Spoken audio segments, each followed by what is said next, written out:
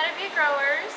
I am the houseplant specialist here, and today I wanted to talk about our orchids and how we care for them. And I do have some cool little products here that we have, like the soils and the pottery, and we did just get some new pottery in that looks great. We have different sizes. We have cute little watering cans. I haven't seen this style here yet, so I absolutely adore this, and I'm going to get one for myself too.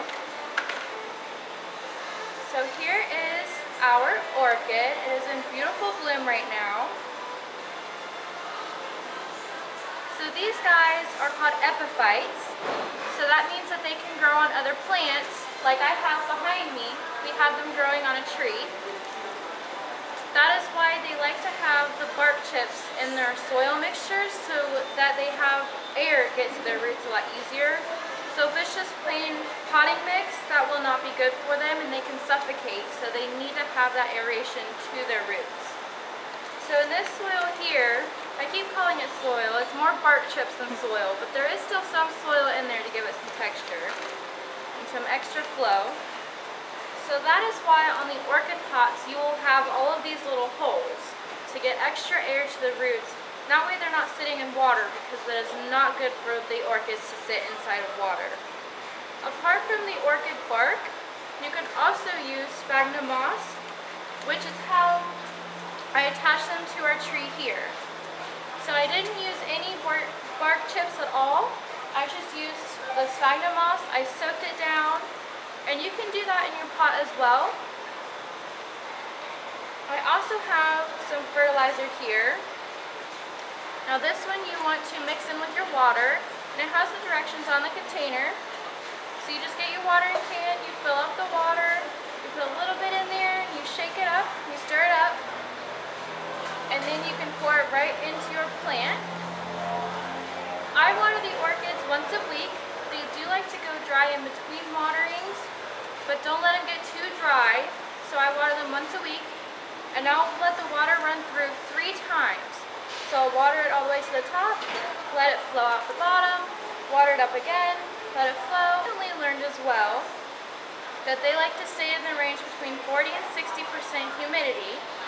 So to help with that in your house, if you don't have that high humidity, you can create a pebble tray. So you have just a saucer, you can use a cookie sheet or anything that doesn't have holes in the bottom to help hold in that water.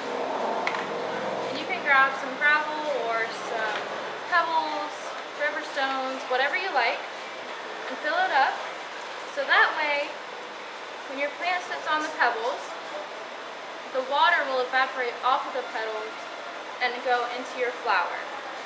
And you can do that with a bunch of different houseplants as well. So this is a good example of how to trim back your roots. I left this guy on here to show you. So this one is completely dried out.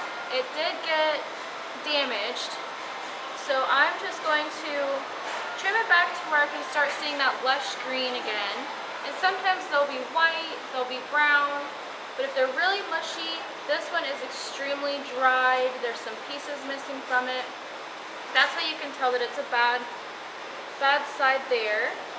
So you can just clip it off. And same when you take it out of the pot. These will be nice and thick. They'll be full. If they're mushy, trim it off.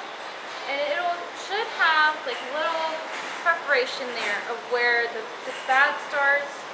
And so you can just trim it off right there. When your orchid is done blooming, you can leave this stem on here. I like to leave them on a little longer than usual, because that can show me where it will start another stem to start blooming from. So sometimes, it's very rare, but sometimes they can throw off what is called a kiki, and that is actually an orchid propagating off of itself. So it's a little orchid baby. It's not very common, but it can definitely happen. So when you let this dry all the way down, it'll start to turn brown. Wherever it stops, that's where you can cut it off. Usually about right here. There's another little node on the side here, so it could stop all the way there. and then I just cut it off. I usually take the stick out, and then it'll start branching off again, and that's where I know to put the stick back in and put my little clasp back on. That way I can train it forward